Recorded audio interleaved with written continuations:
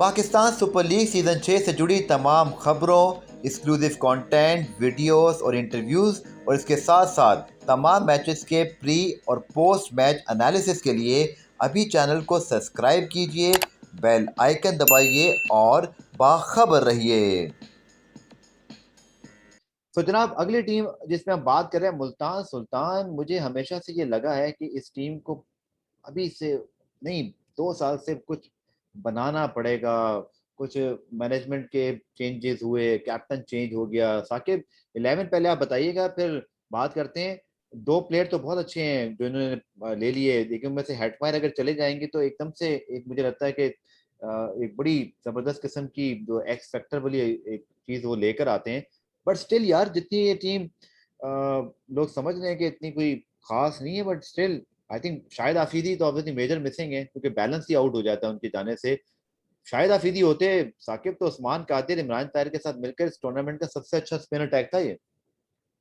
हाँ, मगर गफार भाई, अब 3 लेग स्पिनर इकट्ठे ये इन्होंने आग खिलाए हैं। जब खिलाया भी इमरान ताहिर को तो आगे से अफरीदी को बैठा दिया था उस दिन, हम्म। राइट।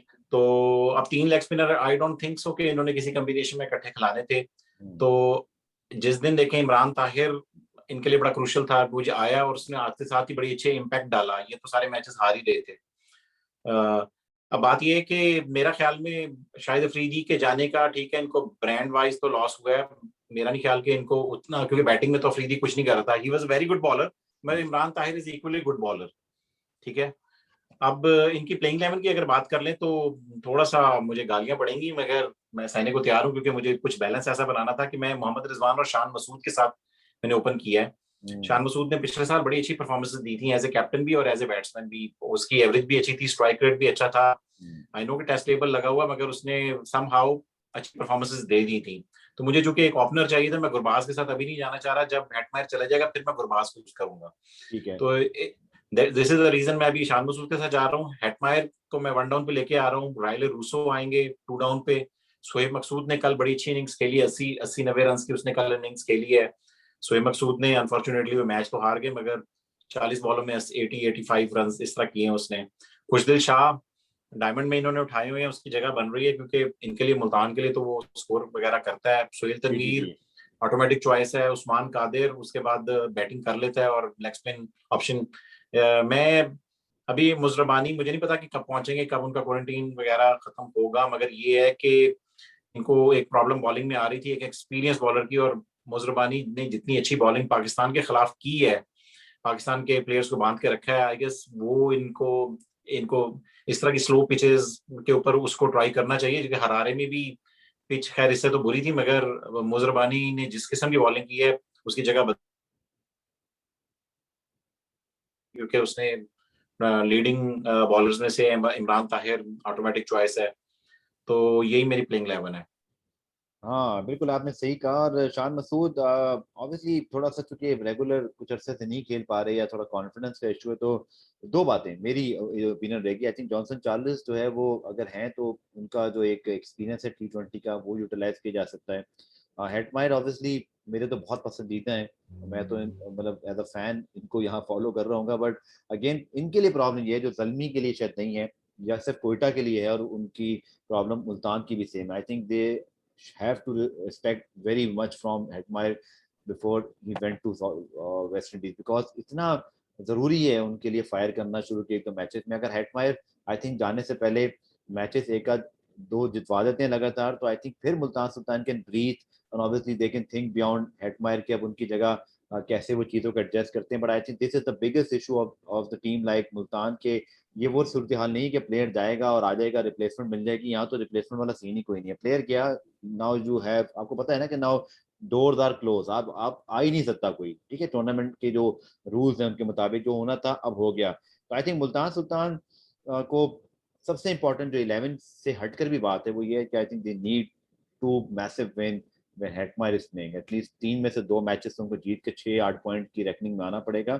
राइली रोसो ऑब्वियसली बहुत अच्छा खेलते आ रहे हैं। जब मुझे आज तक समझ नहीं आई कि कोयटा से यहाँ कैसे आ गया, कोयटा ने इनको जाने कैसे दे दिया।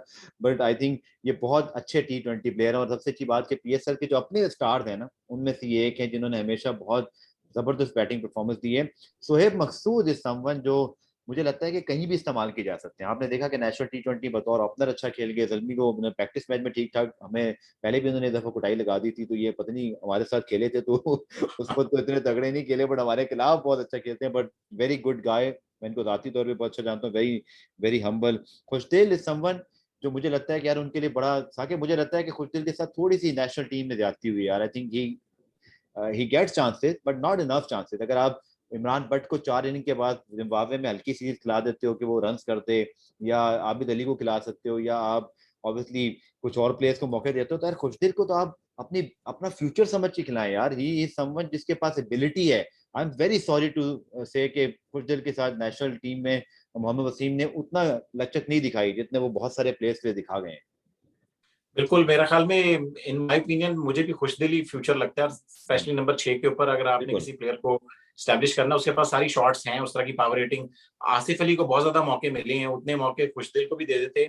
खुशदिल की हमने कुछ प्रॉब्लम्स देखी थी न्यूजीलैंड में, सिर्फ ऑन साइड पे खेल रहा था, एक ही शॉट बार बार खेल रहा था। तो वो ठीक है, उसकी प्रॉब्लम है, उसको अपनी शॉट की रेंज जो है बढ़ानी पड़ेगी। मगर ओवरऑल उसके पास अभी एज भी है, एज उसका अभी छोटा ही है, आई गेस बिल्कुल 24-25 साल का ही होगा, तो उसके ऊपर इन्वेस्ट करना चाहिए मोहम्मद वसीम को, और उसको ज्यादा मौके मिलने चाहिए। बिल्कुल। बॉलिंग इनकी थोड़ी सी मुझे ना इस्लामाबाद की बैटिंग की तरह लगती है, क्योंकि इनकी बॉलिंग में अगर आप देखें तो ऑब्वियसली सोहेल तनवीर एक अच्छे टी20 बॉलर हैं, बट क्या सोहेल तनवीर वैसे सोहेल तनवीर हैं जैसे वो एक जमाने में होते थे? Big question. But he has potential. Usman कारदी तो ऑब्वियसली यार, क्या उन्होंने तो जब से खेले रेवोल्यूशन बन गए, मतलब उन्होंने तो आते ही सारे स्पिनर्स की जो टीम में प्लेस है वो खतरे में डाल दिए। He is a genuine wicket taker. ताकि मुझे सबसे अच्छी चीज लगती है जो यूई की विकेटों पे, मुझे लगता है कि राशिद खान के बाद जो सबसे अच्छा लेग स्पिनर या स्पिन ऑप्शन है, आई थिंक उस्मान कादिर जो अपनी झलक दिखा कर आया। आई थिंक ये यूई में सॉरी अबू धाबी की विकेटों पे when he play continuously for Multan Sultan, I think he can be a game changer for Multan. He should be. और देखिए, स्पिनिंग कंडीशंस तो होंगी। उस्मान कादर के पास अब इंटरनेशनल एक्सपीरियंस भी आना शुरू हो चुका है। बिगेस्ट उसने थिंग। बॉलिंग भी की है, जितने भी उसको मौके मिलते हैं वो अच्छी बॉलिंग कर रहा है। टोटल साउथ अफ्रीका के खिलाफ होम सीरीज भी उसने अच्छी खेली थी, वे सीरीज में भी अच्छी बॉलिंग की उसने, जिम्बाब्वे के खिलाफ भी। Overall I guess Usman Qadir, अब प्रॉब्लम सिर्फ मुल्तान की है कि they have lost too many matches. अब उनको अगले 4 मैच जीतने हैं, 5 में से 4 जीतने हैं, तो दैट्स द ओनली प्रॉब्लम। मगर इस टीम के साथ उनमें पोटेंशियल तो है जीतने का, और उस्मान कादिर डेफिनेटली उनको, अब स्पेशली उसको कॉम्प्लीकेट, साथ में इमरान ताहिर भी होगा, और इन कंडीशंस में इमरान मेरे ताहिर मुंह की बात भी आपने छीन ली कि इमरान ताहिर भी आपके साथ मौजूद है, तो आप पे प्रेशर ही कम हो गया। पहले तो ये कि आपको बिल्कुल। पता है कि इतना बड़ा वो इन्फ्लुएंस लेकर आते हैं, ये द करेक्टर, ही समवन जो लिफ्ट करता है टीम को। और I think people are should be really looking forward कि उनकी celebration, he is star obviously, he has that presence. Meme star हैं वो जी, चांद पे पहुंच गए, मरीख पे पहुंच गए, क्या मजे मजे की उनकी वीडियो बनी हुई है। तो he bring that flavour to Multan, जो मुझे लगता है कि उनको ऐसा कैरेक्टर चाहिए यार, जो जिसके पास एक्सपीरियंस हो।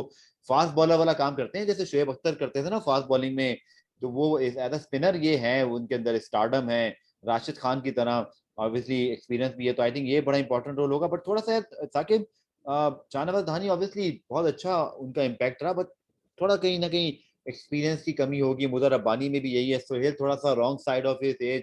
तो इनकी इनकी फास्ट बॉलिंग में मुझे लगता है कि थोड़ी सी इनको जो है ना अपने फास्ट बॉलिंग को पोटेंशियल पे प्रॉब्लम खेल। आ रही थी, हाँ उसी उसी वजह से मैंने मुजर रब्बानी को डाला, क्योंकि अब इनके पास और चॉइस में देखें, सोहेल खान जाएगा, वो उसने 1-2 मैचेस में वैसे अच्छी बॉलिंग की थी, मगर age is not with him. या ऑलरेडी सोहेल, इनके इमरान खान पास, सीनियर, और फिर उसके बाद इस तरह की जो टीम इन्होंने बनाई है, थोड़ा सा क्या कहते हैं, मतलब या तो चॉइसेस नहीं एक्चुअल में बल्कि थी, क्या हमारा चीज भी है? एक क्रिटिसिज्म इनके ऊपर यही था कि इन्होंने हाँ बॉलर्स एक्सपीरियंस, जो अच्छे फास्ट बॉलर्स हैं ना, इन्होंने मिस कर दिए थे। इन्होंने मोहम्मद इलियास के ऊपर काफी इन्वेस्टमेंट हाँ, की थी, 3 इलियास साल मूसा या हाँ। इमरान, ऐसे बॉलर अलग। और obviously Shahnawaz Dhani is good, but Shahnawaz Dhani पे बहुत बोझ है यार, इस उसकी एज के लिहाज वो से, एक्सपीरियंस के लिहाज से। वो बेचारा अकेले ही लगा हुआ था फास्ट बॉलिंग में, मगर ठीक हाँ है, उसके साथ ब्रैथवेट था। अब हम्म, बात ये है कि ब्रैथवेट भी नहीं है, बिल्कुल। तो अब उस तरह का कोई एक्सपीरियंस, उसी वजह से मैं मुजर रब्बानी को डाल रहा हूँ कि उसने चूंकि अच्छी बॉलिंग रिसेंट फॉर्म में है, बॉलिंग फॉर्म में, तो इनके पास कोई बॉलर होना चाहिए। अदरवाइज तो इनके पास फिर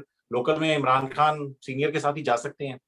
हाँ बट मुझे लगता है कि साकिब के अगर इनको कुछ करना है ना, तो अपनी बॉलिंग पे लोड तो इनका आएगा। I think they have to win matches by their batting, their batting have to fire, मतलब हेटमायर, एग्जैक्टली, शोएब मकसूद, या ये स्पिन से जीते हैं या बैटिंग से हाँ जीते हैं। ये बहुत हैवी रन्स करेंगे बॉस, तो फिर ही जो है ना चांस बनता है। इनकी बॉलिंग मुझे नहीं लगता कि कोई वो कहते हैं ना लंका ढा और देगी या कुछ धानी कर भी देगी। गफार भाई विकेट्स तो ले रहा था मगर एक्सपेंसिव जा रहा था क्योंकि नया है अभी, उसको उतने रन रोकने नहीं आते, तो ही वाज ये लीकिंग रन्स वही मगर ही केस है, वाज टेकिंग विकेट। धानी का वही केस बन रहा है जो अर्शद इकबाल का है। दे हैव मोहम्मद आमिर, हाँ क्योंकि वो फिर आपको एग्जैक्टली। कंट्रोल देता है, वो आपको हाँ सिखाएगा। They need a senior pro जो कि अपनी पीक पर हो। मोहम्मद आमिर अब ठीक सीनियर है। प्रो देखे ना इनका हाँ सुहेल तनवीर ही था बेसिकली, मगर हाँ। सुहेल तनवीर वाज नॉट, वो बहुत ज्यादा एक्सपेंसिव भी जा रहा था, हम्म, विकेट्स भी नहीं मिल रही थी, तो जिसकी वजह से धानी बेचारा अकेले ही लगा हुआ था। तो लेट्स सी, इन कंडीशंस में हो सकता है कि सुहेल तनवीर ने इधर टी10 में भी रीजनेबल बॉलिंग की थी, तो कलंदर से आई गेस खेल रहे थे, तो मेरे ख्याल में कराची में तो वो इतना इफेक्टिव नहीं हुए, but I am hoping Abu Dhabi में उससे बेहतर बॉलिंग करेंगे। हाँ but they have a very good management I think, जो उनके पास एंडी फ्लावर या मुश्ताक और जितने भी लोग मौजूद हैं।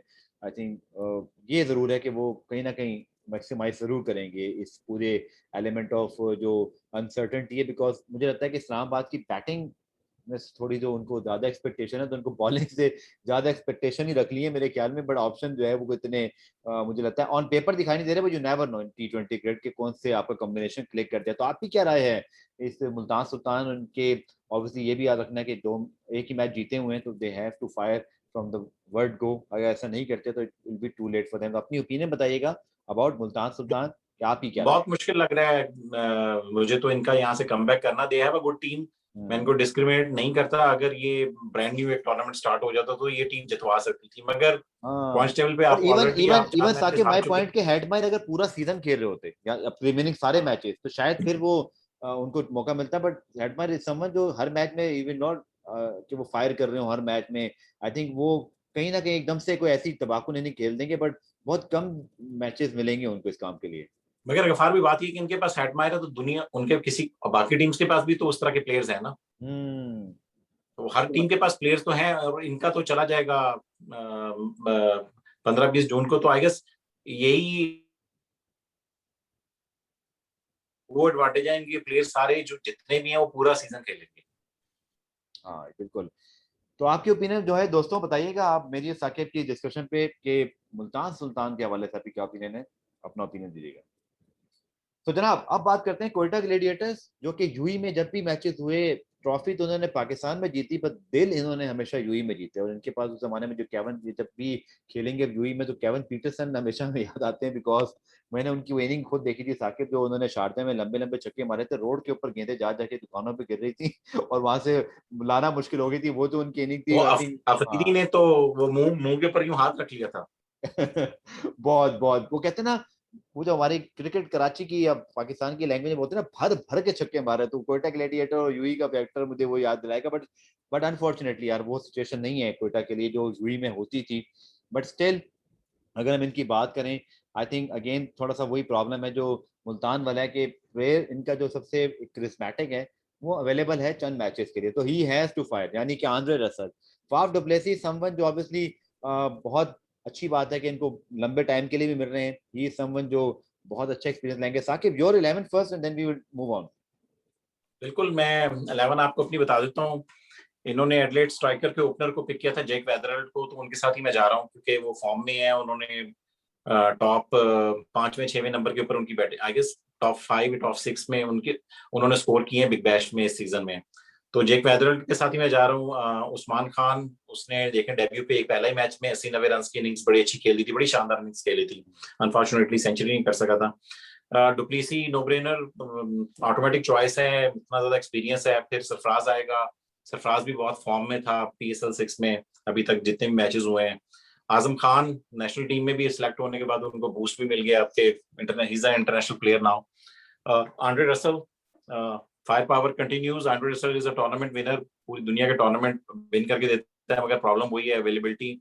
14-15 जून को अगर वो चले जाता है तो शायद वो बिजनेस एंड पे अवेलेबल नहीं होगा। अगर कोयटा किसी मेरेकल से पहुंच जाती है तो उनको फिर रसल की प्रॉब्लम आएगी उसको जाने की। मोहम्मद नवाज बड़ा पुराना है, और मोहम्मद नवाज इनको बहुत एडवांटेज हो गया क्योंकि उसने यूएई में सारा परफॉर्म किया हुआ है, पाकिस्तान में परफॉर्म नहीं कर पाया मोहम्मद नवाज।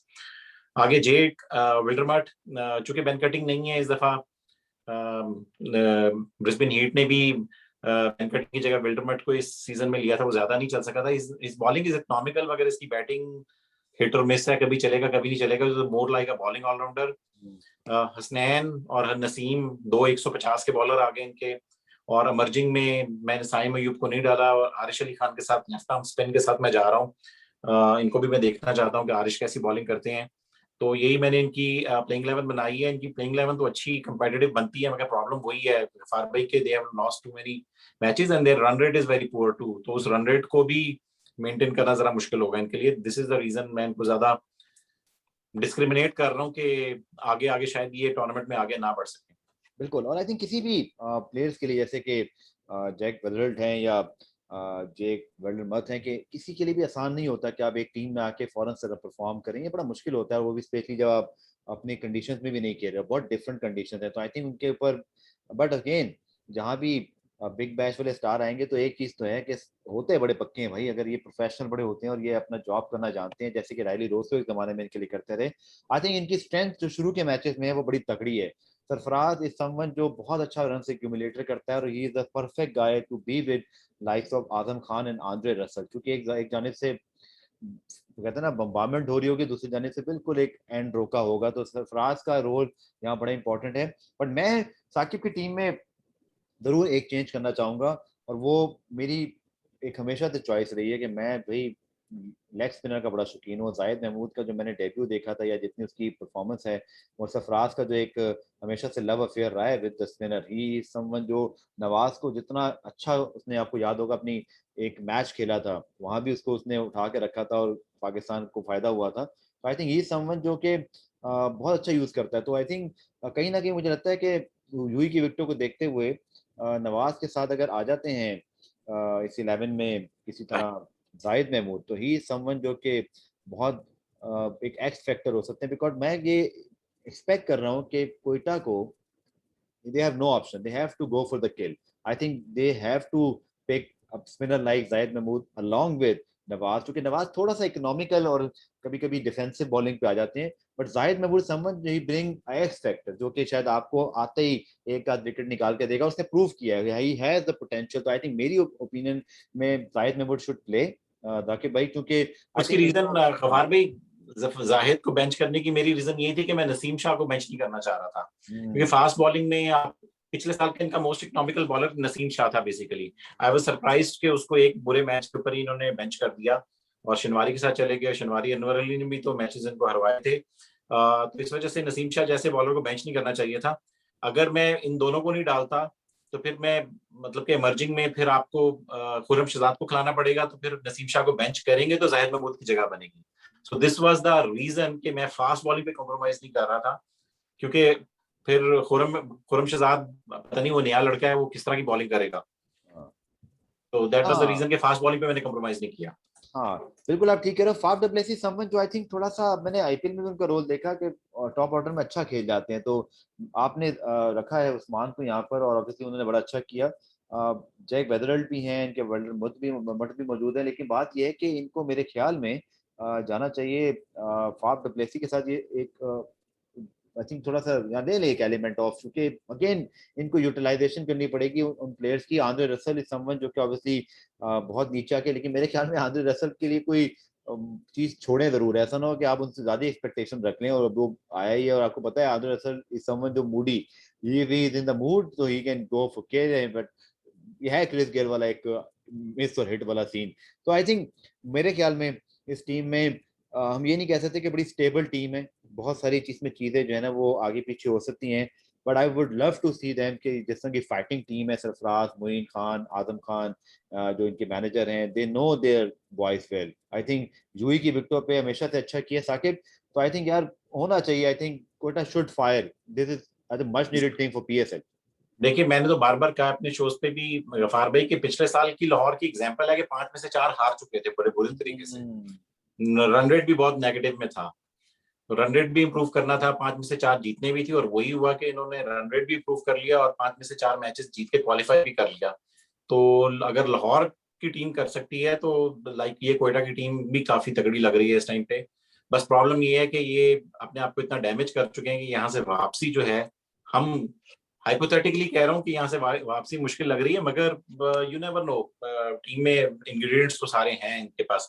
जो एक चीज मुझे लग रही है कि इनके पास वो go to T20 specialist bowler नहीं है, कि जो आपको मैच जिता के देता है T20 में, उस तरह का बॉलर कोई नहीं है, स्पेशली फास्ट बॉलिंग आखिर में। उसी एलिमेंट की वजह से ना आपकी कैलकुलेशन बिल्कुल ठीक है and you are very good at it, but मैं एक ओवरऑल सिर्फ अपनी चीज कह रहा था कि जो जाहिद है ना, somehow you have to bring him because इनकी बॉलिंग में वो नहीं है, वो एक ऐसा लगता है जो गो टू बॉलर है। इवन इनके पास जो उस्मान चिनवारी या बाकी वो आपने देखा एक्सपेंसिव रहे, जो जो इनके पास बेंच स्ट्रेंथ भी है, वो ऐसी नहीं है कि जैसे वो मूसा आ जाएंगे या ऑब्वियसली कोई इलियास, या अगर आप पिशावर जल्मी में देखें तो उमैद आसिफ आ जाएंगे और आप उन पे भी ट्रस्ट कर सकें, तो इनके पास इनकी बेंच पे शनवारी है।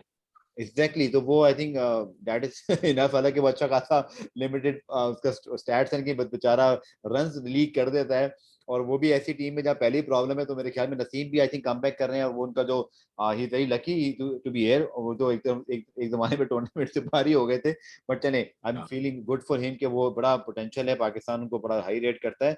बट आई थिंक कोयटा के पास आई थिंक एक चीज तो बड़ी हमेशा से मौजूद है ग्लेडिएटर वाली के, मुझे लगता है कि पहले दो मैच ही बड़े इंपॉर्टेंट हो गए। आई थिंक हमें उस वक्त तक इनसे हाई होप रखनी चाहिए, अगर पहले दो मैच में कुछ ना कर पाए तो रन रेट पहले ही इतना खराब है, तो मेरे ख्याल में बाकी टीमों को ये बड़ा क्वेश्चन है। बट यू नेवर नो यार, पता नहीं, मुझे अंदर से एक फीलिंग और आवाज आ रही है साकिब भाई के, इस कोयटा की टीम ने जैसे माजी में बहुत मर्तबा किया है कि when chips are down they find someone जो इनको उठा देता है। आखिरी मैच में बाय द वे जीत गए थे, और वहां से शायद इनकी शुरुआत अच्छी हो जाती, बट टूर्नामेंट का जो ब्रेक आया वहां से इनका मोमेंटम टूटा।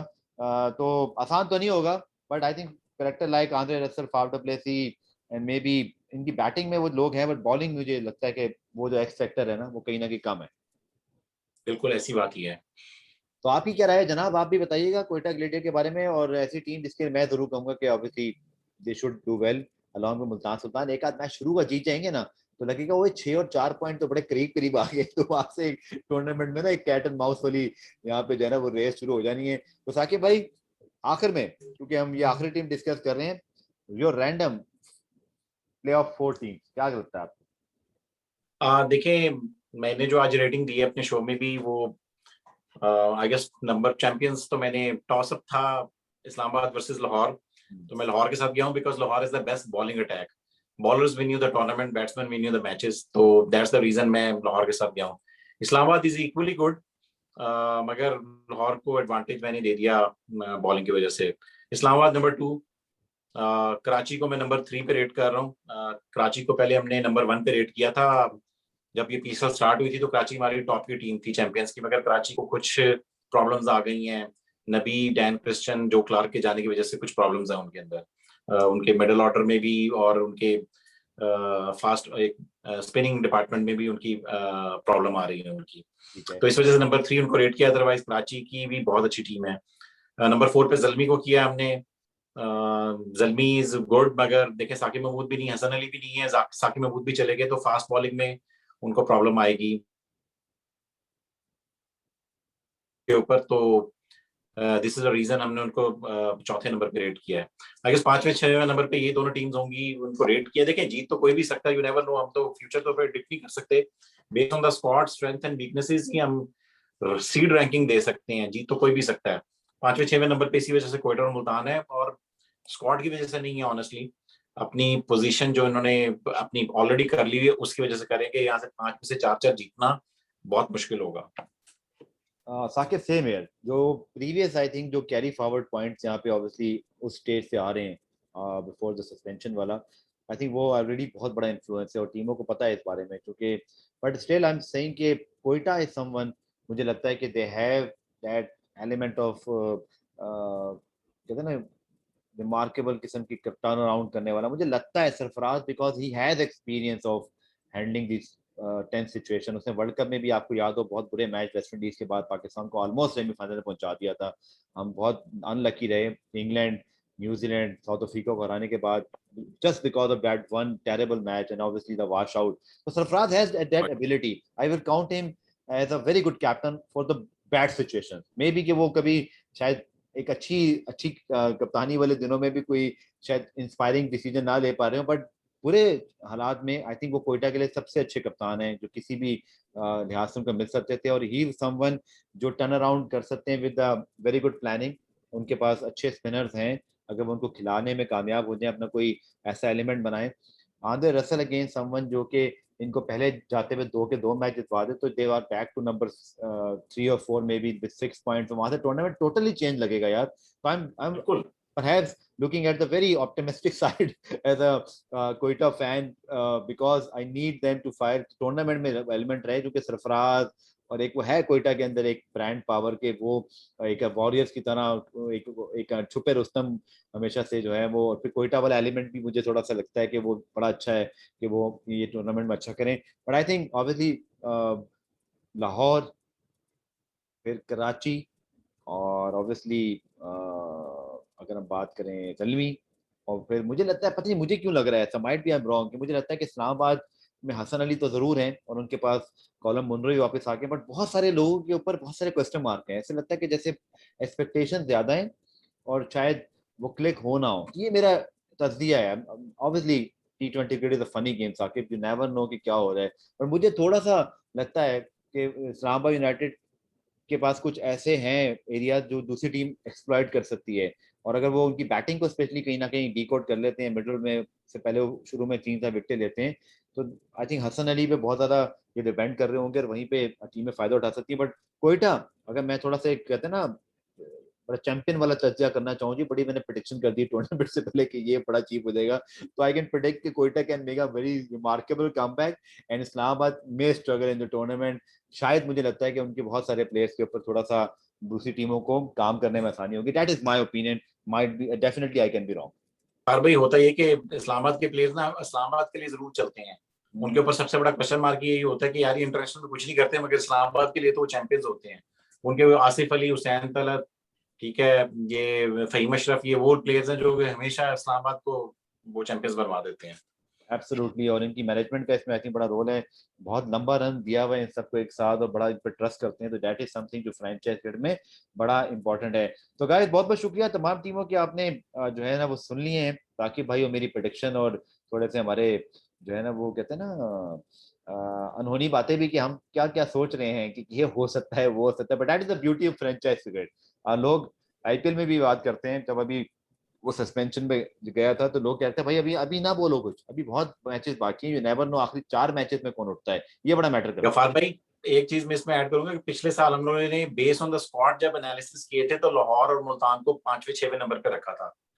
है। और आप देखें लाहौर ने फाइनल खेला और मुल्तान ने टेबल टॉप किया था। तो हम स्क्वाड को analyse like based on the squad जो आप करते हैं, जो गेम होनी है वो मैदान में होनी है। बिल्कुल। और मैदान में तो फिर आपको पता है जिसकी अच्छा कॉम्बिनेशन बन जाए, जिसका मोमेंटम बन जाए, वो जीत जाता होता है। Squad doesn't matter. लाहौर का स्क्वाड इतना स्ट्रांग नहीं था मगर कॉम्बिनेशन बन गया था, मोमेंटम बन गया था जहां से उन्होंने किया था। सेम थिंग विद कोयटा और मुल्तान, यू नेवर नो कि कहां से वो नीचे से ऊपर चली जाए।